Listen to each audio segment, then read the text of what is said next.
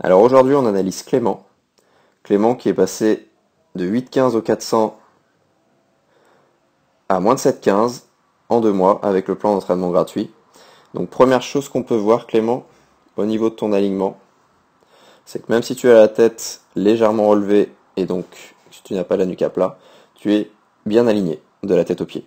Tête, colonne, bassin, talon sont vraiment sur la même ligne.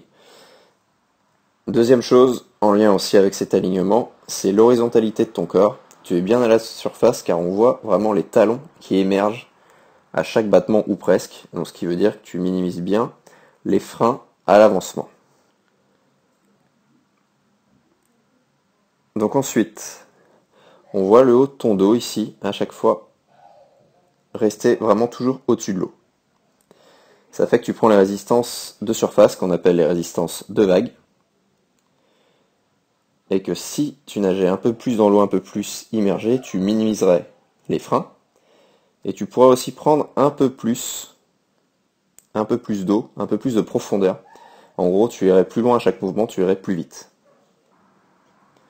Donc deuxième point en ce qui concerne le corps projectile, ça va être de chercher à grandir le plus possible ta nuque, car même si la tête n'est pas alignée ici, il y a une autre chose qu'il n'y a pas, c'est que tu peux chercher à vraiment grandir un peu plus, à aller chercher un peu plus loin devant, de manière à grandir le plus possible, à baisser encore plus les freins.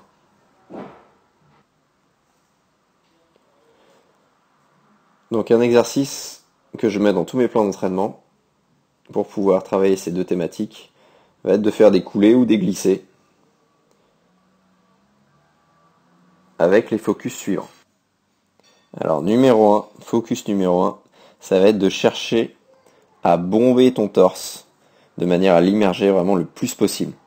Donc là tu vas le faire dès la coulée, dès la glissée, de manière ensuite à le reproduire en crawl. En fait on simplifie sur une position statique qui avance mes positions que tu gardes, donc sur la position flèche, pour ensuite remettre la sensation en crawl. Donc ça va agir sur le haut du dos qui était sorti. Et par rapport à auto-grandir la nuque, tu vas chercher à bien la tirer ici. Donc là déjà tu as la tête qui est alignée, plus qu'en crawl tu regardes légèrement devant. Donc tu vas chercher à l'aligner, donc on va faire l'exercice au mur. Donc je remettrai les liens dans la description. Avec l'exercice d'alignement au mur, tu chercheras à plaquer ta nuque tout en l'agrandissant vers le haut. Et en même temps tu bomberas le torse en tirant ici tes omoplates l'une contre l'autre, de manière à ce que tes deux bras, là on distingue un peu mieux, à ce que tes deux bras ici touchent tes oreilles, car là tu n'as pas le contact avec les oreilles. Donc là ça va être un troisième point là-dessus sur cette position, de vraiment avoir la position flèche. Donc les bras qui touchent les oreilles et te grandir avec tes bras, avec ta nuque aussi le plus possible vers l'avant. Tu vois que là il y a moyen de gagner un petit peu, d'aller chercher plus loin vers l'avant. Et donc ces 3 points, la nuque, le torse bombé, les épaules du coup resserrées pour que les bras touchent les oreilles. Donc une belle position flèche bien grandie vers l'avant.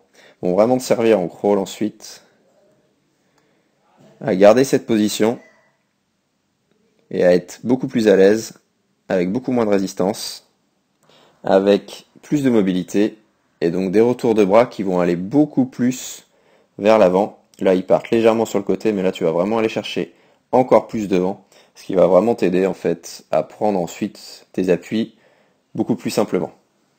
Alors au niveau de ton inspiration, ici on voit donc ta tête se dégage, ta bouche se dégage, on va mieux voir de l'autre côté.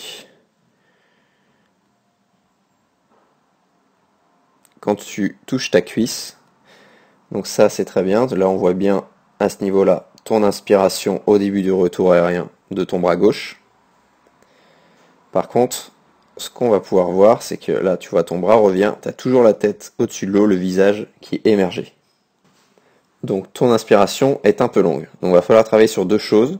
La première, juste avant d'inspirer, tu vas chercher ici, là, quand tu pousses sur ton bras, quand tu vas tendre l'extension de l'avant-bras sur le bras, tu vas chercher à expirer de manière forte, en tout cas plus forte, pour créer cet appel d'air, cet automatisme d'inspiration derrière et donc inspirer plus rapidement.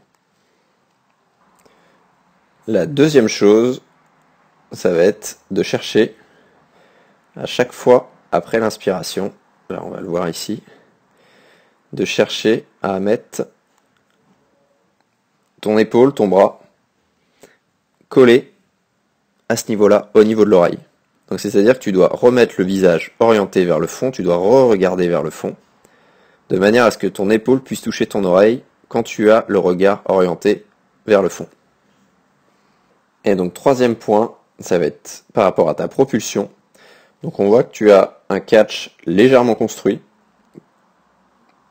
car tu as une flexion ici au niveau du coude en avant de tes épaules, même si le coude recule un petit peu avant l'orientation d'appui, mais ça, c'est pas sur ce point-là que je voulais voir. Il y a quelque chose de plus important à mettre avant, car il faut mettre les choses dans l'ordre, de manière à être le plus efficace possible.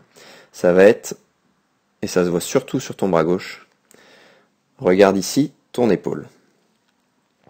Ton épaule est déjà émergée, alors que ton bras, là, ton avant-bras et ta main sont encore sous l'eau à essayer de pousser. Donc là, tu perds clairement de la propulsion, de l'efficacité motrice.